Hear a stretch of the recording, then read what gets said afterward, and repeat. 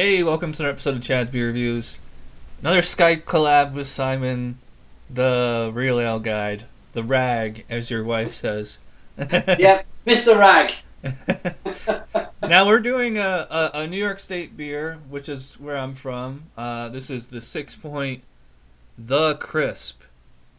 It's a lager. It's 5.4 ABV. There it goes. Well, I mean, it looks... I don't know how yours looks, but, I mean, it looks pretty much the same as your American lager, just kind of gold. It's a little darker than your Bud Light you did the other day. It sure does, it sure does. Nice big bubbles. Also, I'm getting, it's like a straw colour, did you say? Yeah, I got a nice kind of creamy head on there. No, Yeah. I haven't got much at all.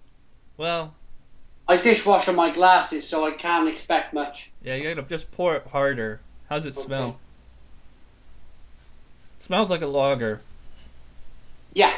Hints of spice in there, Chad. You getting hints of spice? Yeah, kind of like a lemon peel, or Yeah. Yeah. kind of like a lemony kind of smell. Not as... I wouldn't call it citrusy, though. It's just kind of, like lemon rind. Lemon tart? Would you say like it's a lemon tart? Yeah, something like that. I can definitely... It has that standard lager smell, though. Mmm, At least mine does. absolutely. Really Ready to nice. dig in here? Cheers, Chad. Cheers. Cheers, everyone.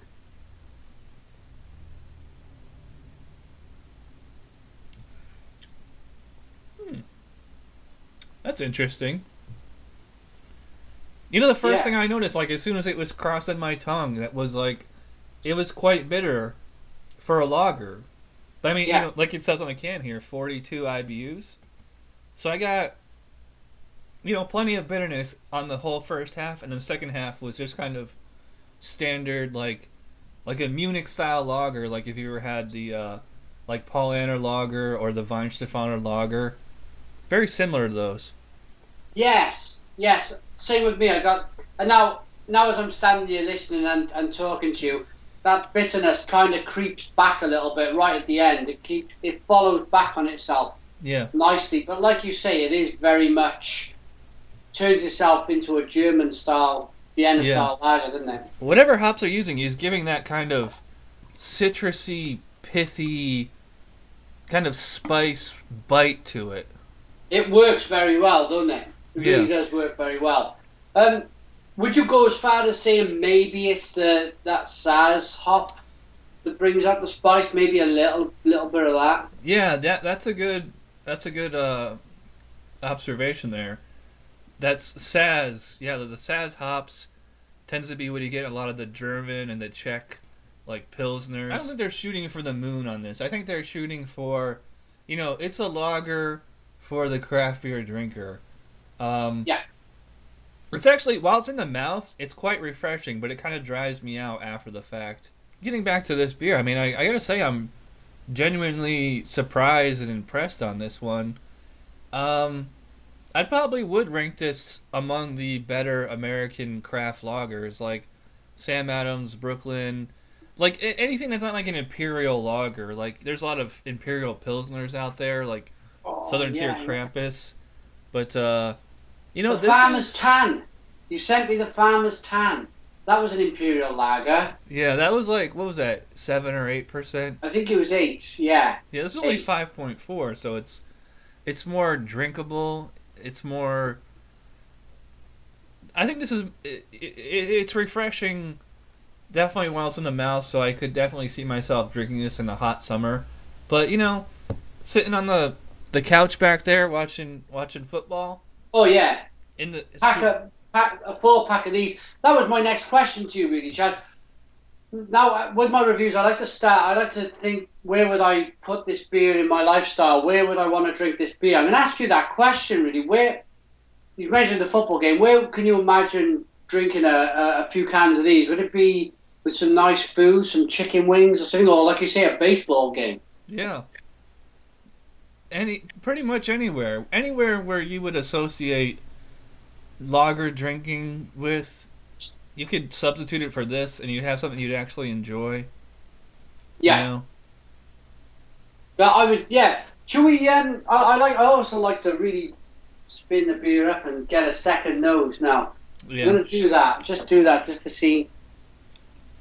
Oh wow, that's very flowery. Getting a lot of like a flowery nose now. Yeah, I just keep getting that kind of lemon peel and the kind of dry spice. The generic lager quality has kind of seems to have faded away, I guess. But that's typical. You know, just when you drink a beer, you just kind of get used to it. Yeah. It's hard to. I'm not saying this is the best beer in the world or the best lager or anything, but it's for what it is. It's nice. Yeah. Like it's hard for me to honestly say that I like it as much or better than Sam Adams or Brooklyn or something like that. But I guess I would say I probably like it as much as the Sam Adams Boston Lager. So I would give this a solid, enthusiastic 8 out of 10. What do you think? I'm gonna join you on an 8. I was thinking an 8 halfway through the review. Yeah, I'm gonna give this an 8 out of 10. It's just, as you say, it's just really solid. Yeah. And it's a definite go back to beer. Definite one of those ones you think, oh yeah, I'd most definitely go back to that. Because some you're reviewing them and you're thinking, nah, I probably won't go back to that. But this is, in my mind, it's a definitely go back to beer. Yeah. Well, I guess it about wraps it up for this review of the Sixpoint 𝓑𝓻𝓮𝓲𝓷.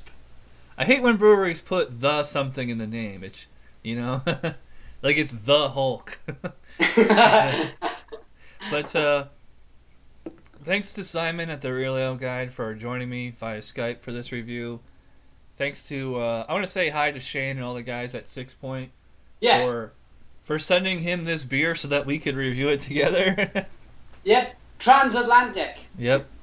And thanks everybody out there for watching, and we'll see you next time. Cheers. Cheers.